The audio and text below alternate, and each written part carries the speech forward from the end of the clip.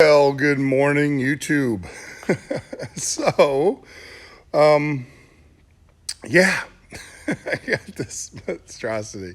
I don't know if you guys saw it in the other video, but this piece actually goes into the wing or into the tank, something like that, right?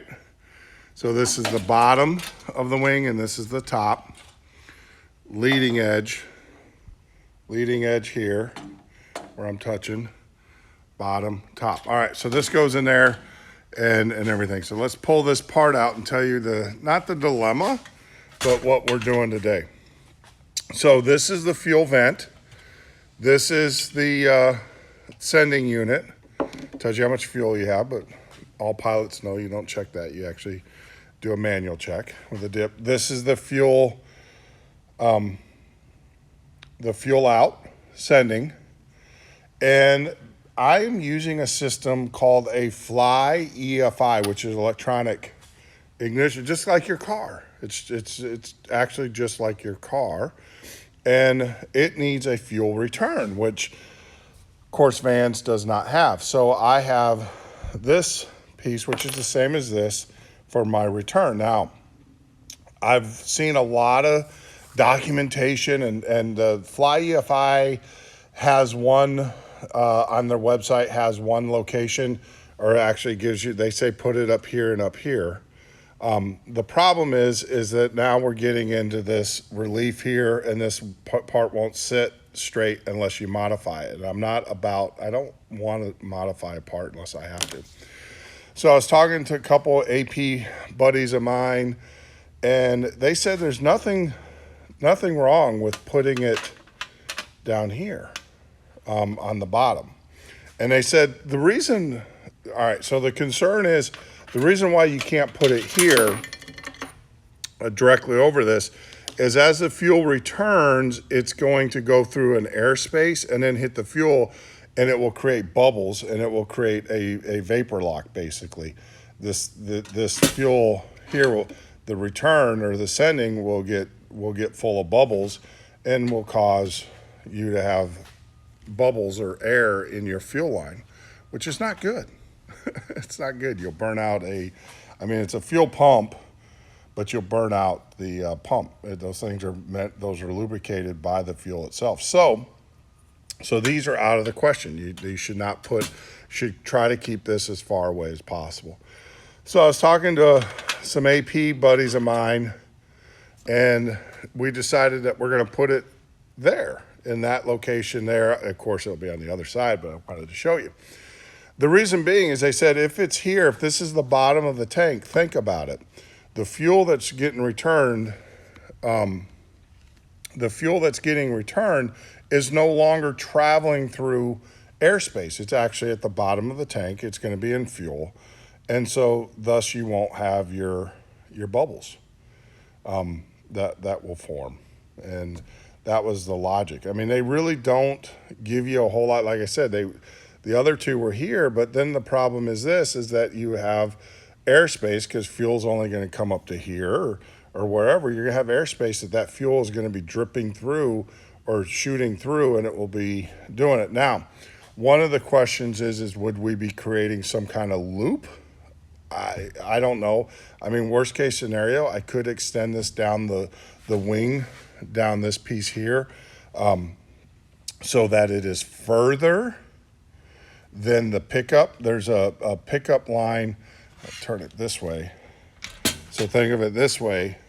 You're going to have a line coming down here, and with a filter, and it's going to be attached and glued down, and it's going to be glued, or not glued, but pro sealed down so it doesn't move or it doesn't come loose. So you're going to have that. So worst case scenario, if I ran it here, what I could do is I can run it, the fuel all the way over to here.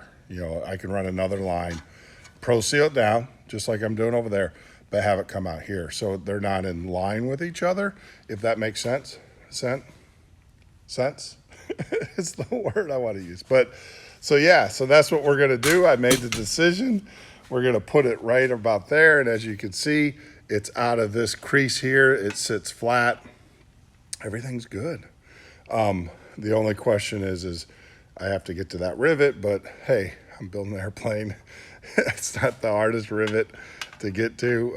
I've had some that were more difficult than that. So that's what we're going to do, is we're going to cut out the hole for here.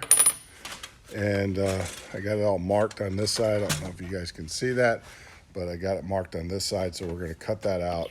And then this is going to sit like that. And then we'll get it pro sealed up and everything. But what's even cooler, and I'll show you this, is I have been going to hanging out with a lot of APs and stuff. So A&Ps. And I have noticed the tool that I see the most prevalent in most aircraft shops is this Bosch. And let me tell you why. I already know why, because I talked to him before I bought it. So this is not Toolbox Tuesday. It's more like Wednesday, day before, is the Bosch. Reason being is these things are super light and they're small and they're compact. I'll just kind of show you with what I was using versus what I am using now. Let me kind of lock on that bad boy. Why won't that lock? Houston, there we go. I have a gimbal camera. That's why you'll see it move on its own every once in a while. So as you can see, it quite a bit smaller.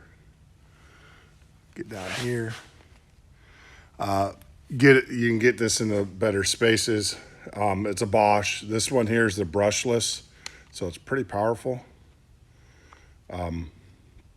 Yeah, so I ended up getting one. They were on sale Black Friday, Christmas. So I ended up getting one, and it came with a set. So I also have the Impact, which is really, really nice as well as a set. The only problem is now I got to get more battery. I got to get different batteries or more batteries. So yeah, so I'm going to use that today. I'll let you guys know how it goes with drilling. We got to drill that hole out and then and get everything drilled. So that's the order of today. That's what we're going to do.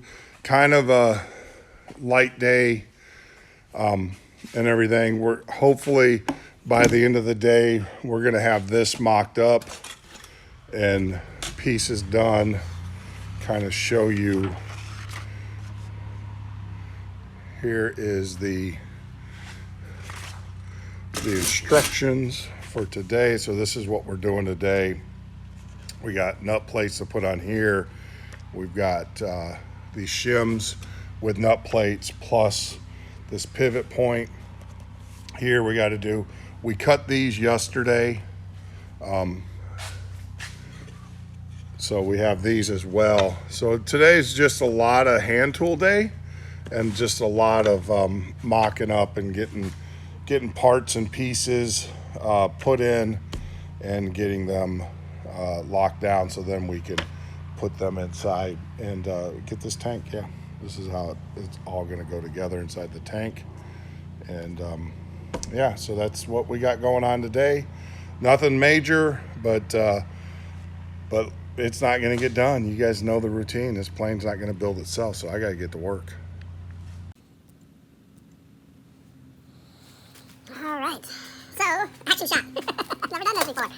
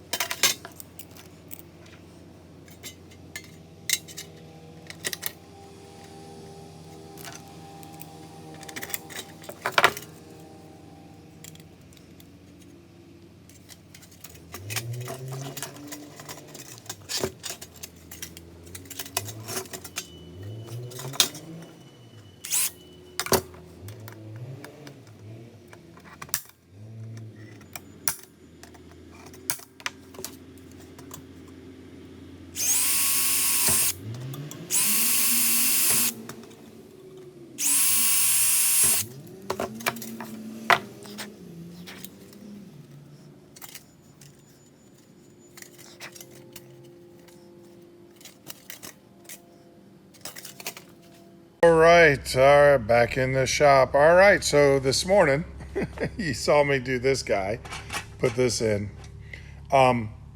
These holes here are actually, like as we talked about earlier, were our tooling holes. I mean, I don't know what's wrong with this camera. Those are tooling holes, so they have to be plugged up, and Vans is saying here in step 6 to take some pieces of scrap and then do them. Nah, these are 3/16 holes, so I've ordered 3/16 rivets. Those are 6 dash whatevers.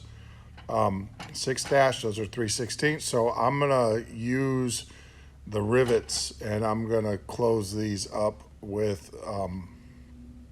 rivets.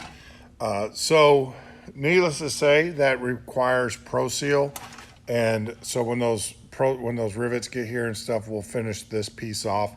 These pieces all have to be Pro Sealed in, and I don't want to be mixing up Pro Seal just to mix up Pro Seal. So I'm gonna set this aside for now.